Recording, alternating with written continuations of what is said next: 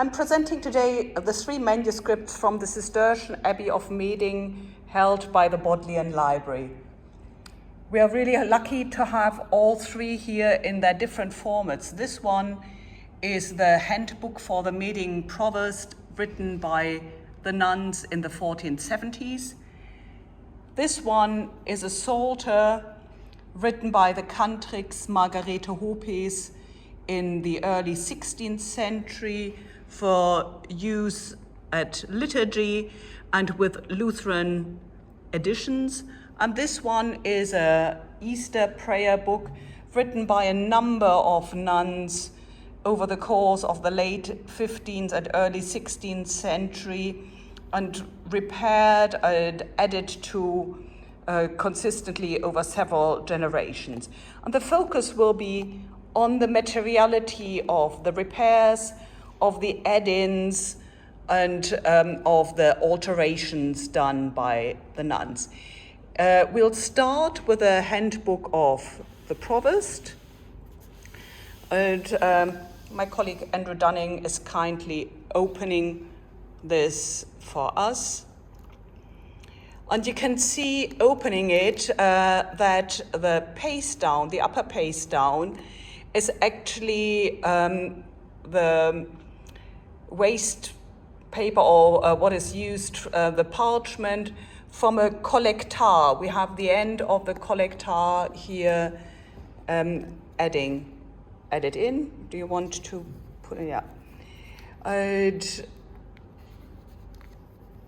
You see here the stub of the last folio glued onto the first folio of a new gathering with the ownership mark Ordinarius Ecclesiae Sancte Mariae Virginis et Sancti Mauritii in Medingen.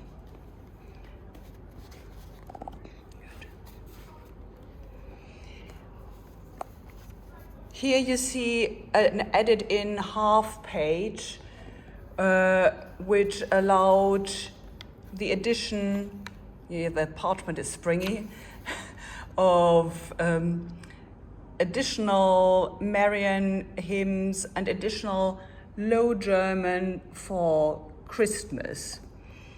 And this was occasioned by the convent reform in 1479, which saw additional occasions to sing for the nuns and for the lay people. So you can see from the ink coming through here on the page that this is also added marginalia. And if we were to zoom in to these gatherings, we would see that they are added on over several stages. All right, if we could turn to folio 81, you see one of the ways in which the nuns added in additional material, and that is by sewing in new material. So we are now in the part of the Rituale for the sisters who are ill, and there has an additional prayer been added in. Yeah, if you could lift the flap, you see it has been added in a quite careful way so that the old prayers are still completely legible, just with a running stitch on top.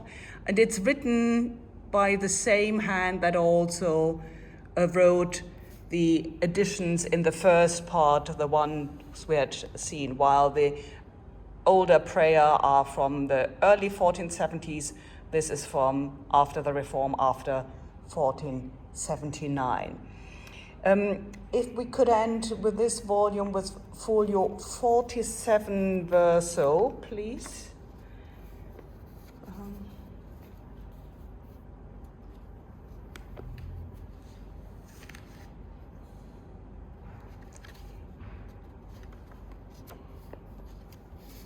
which is the start of the Easter celebration, which is then the point in which we can compare what of the liturgy was added in at the Easter prayer book.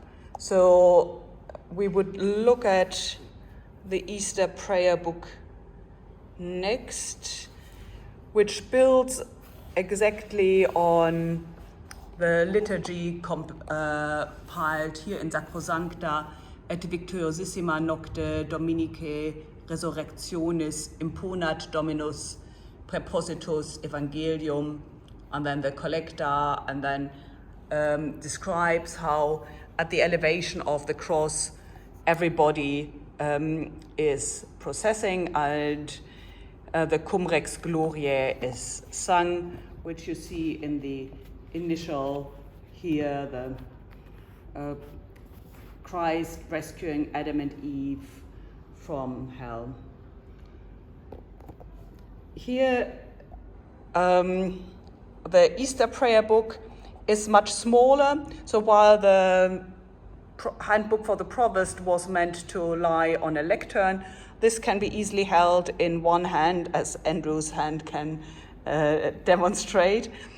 But it's very fat, and it has been added to over time. So the binding is actually much after the Reformation, with a Renaissance roll stamp, because the material just kept growing and growing, so the original binding got too tight.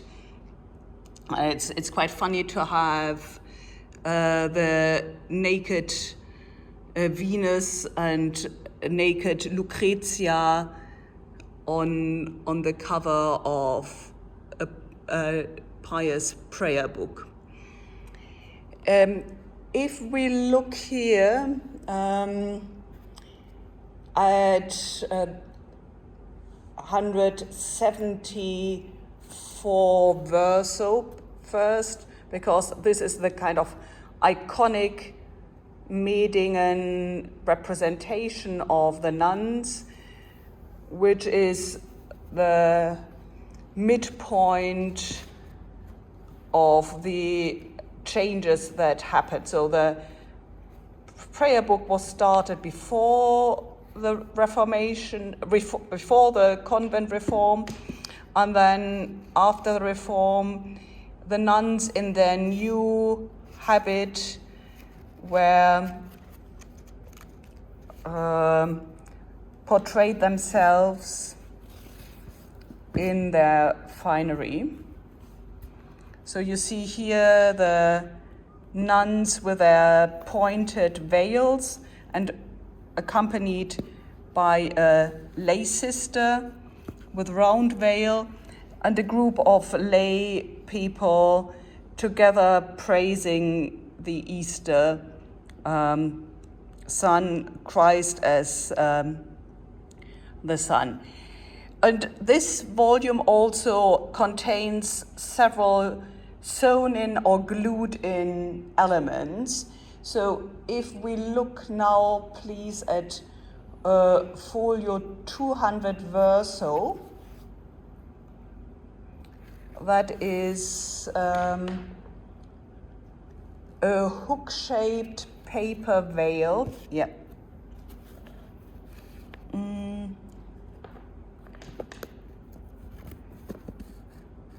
Which, and we'll see in the Psalter, which the third manuscript, that originally these covers for gold initials were made out of textile. Can I? Oh, sorry. So here it's simply a piece of paper, and it's cunningly sewn in a way that the stitches reuse the pricking that occurred to have the lines running down. So you see here the pricking holes, and they align with the sewing holes. So the different techniques of preparing a manuscript hook also into each other. A particularly nice feature of this manuscript are glued in little printed figures. If we look on folio 217 verso, please.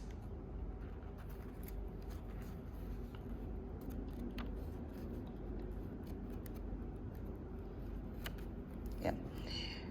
We see the two lions, which are actually paper prints that have been cut out and put on this homemade meadow in green, which is the same type of meadow that we have otherwise. And then on folio 141 verso,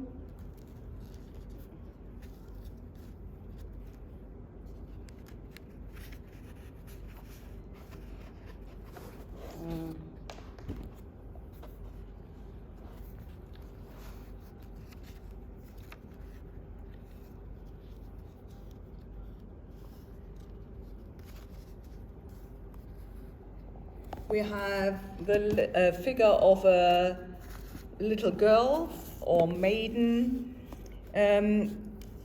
with a flower in her hand, and she has been pasted in a way that the flower continues in the manuscript in a sewn up tear, which originally was in the parchment.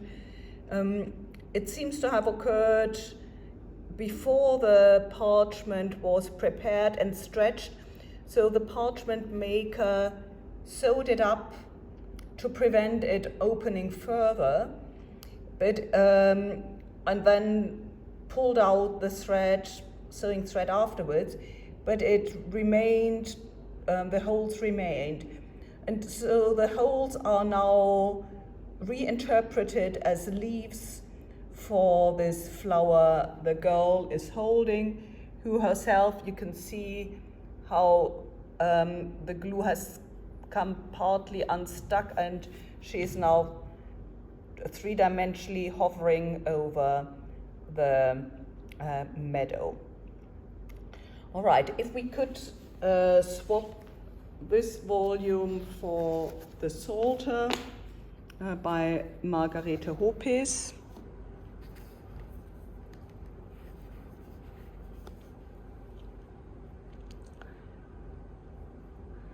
Also with the Psalter, the binding tells us that it has been interfered with or has been rebound because the top looks really untidy and unprofessional.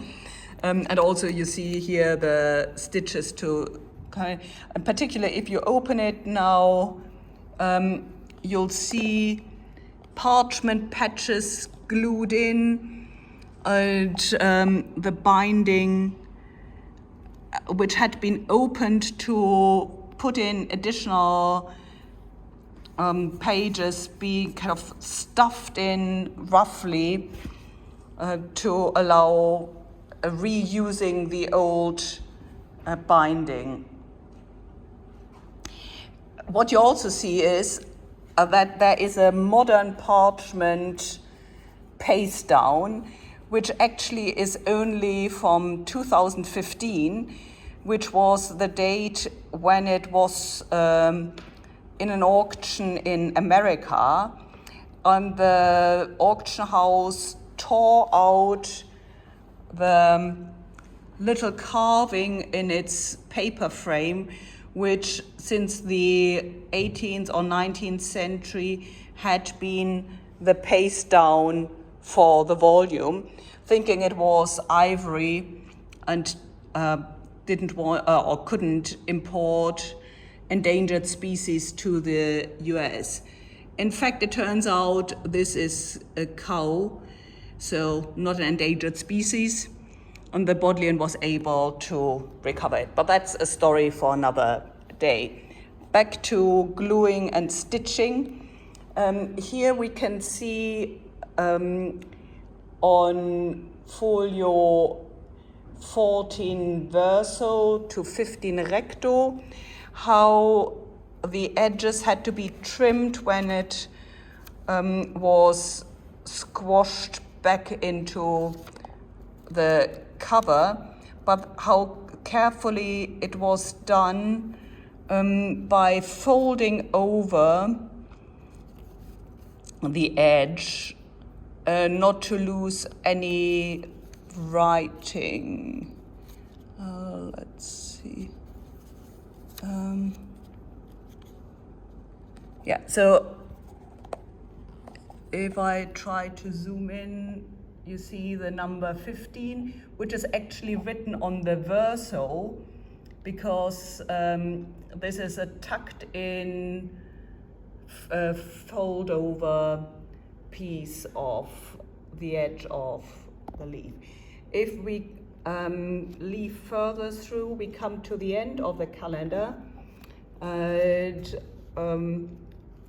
could you go back, please? To the page where it's cut out. So that is 16 or 15 or 16 verso.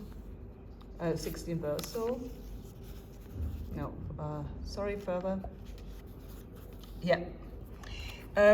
So here we can see, when zooming into the fold, that several pages have been cut out, and that the prayer that was there was crossed out. The beginning, they couldn't really cut it out because they needed the calendar on the recto.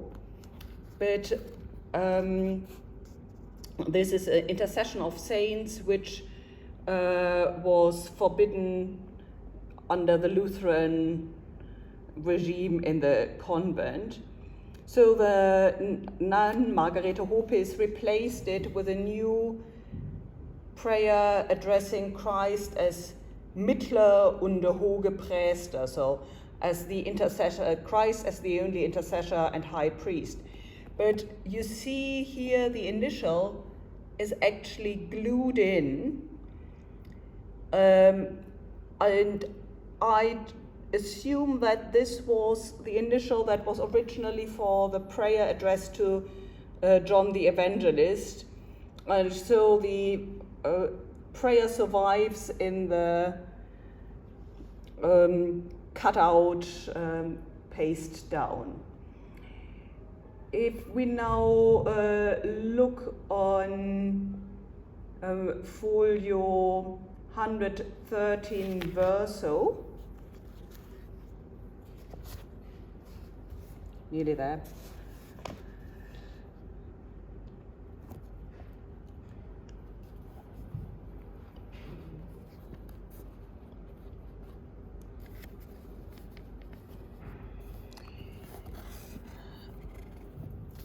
We see another glued-in initial, and the reason for that was that with the Lutheran Reformation, the Psalter division changed. So other psalms became important as starting psalms, and you had to adjust also the antiphons when to sing these. So the Jubilate Deo Omnis Terra wasn't an important division for the Cistercian use, but became an important division for the Lutheran use. And I'll end with folio 173 recto.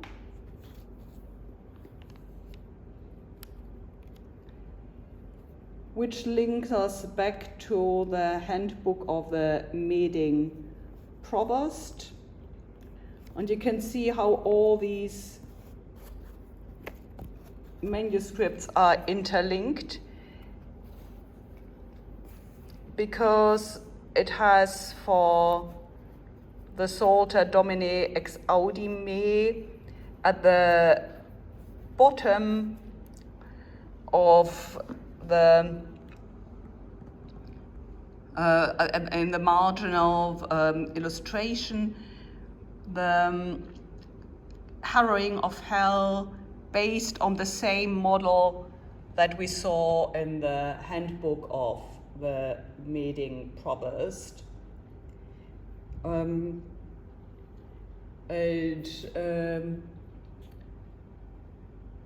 So you see here the Adam and Eve, hellmouth with teeth, which is typical for northern Germany. They are singing Advenisti desiderabilis, and Lucifer is singing Quis es iste rex gloriae, and Christ is rescuing them.